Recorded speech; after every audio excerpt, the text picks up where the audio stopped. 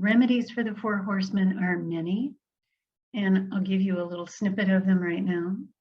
So they say make specific complaints, just like that lady did about you don't talk to me during dinner, you're always talking about yourself. So the request there might be, could you ask me about my day? Okay. So instead of criticizing and putting the person down, make that request. And this is what my husband and I do now. We say, I have a request. So the other person has a minute to say, all right, what is it? And then you can say the request. Could you please just talk to me? To communicate is one of the biggest things that John and Julie Gottman want people to do, to speak your truth, but then to listen openly to the other person.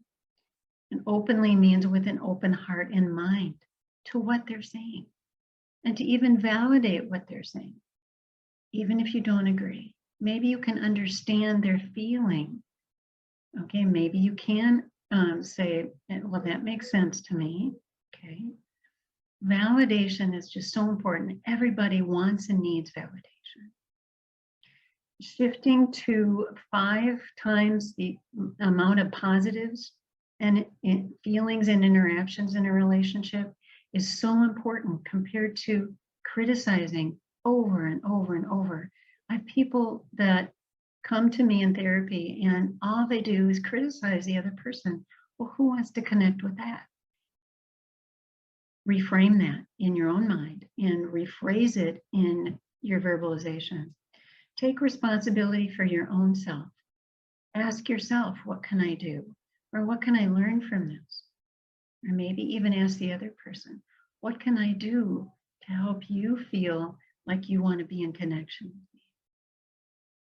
Replace that righteousness that you have, because nobody wants to deal with somebody who thinks they know everything. Replace it with that appreciation, responsibility, and validation. And then they use a word that I've never heard before, get undefended.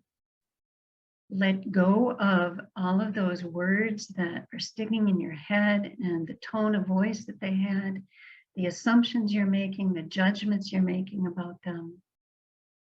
So easy to do that. After the argument, it's so easy to just kind of go on and on and on in your head about, boy, this is just really awful. This is just getting worse and worse. And this person just doesn't understand me, and I'm never going to be able to have a good relationship. Okay. They talk about something very important called the soft startup and turning toward, which we're going to get to in number 7 and number 9 of the lessons coming up. And then repairing the conversation. Maybe, can you apologize?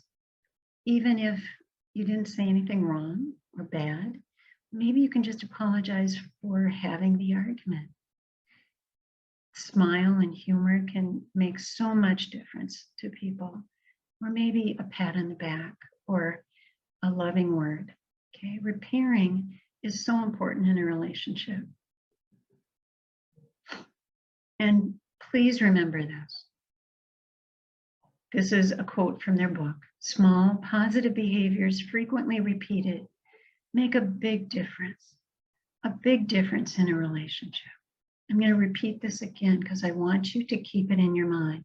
Small, positive behaviors frequently repeated make a big difference, make a huge difference.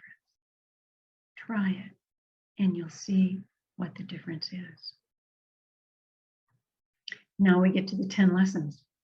Number 1, they see oftentimes a cycle of this criticism, defensiveness, and counter-criticism.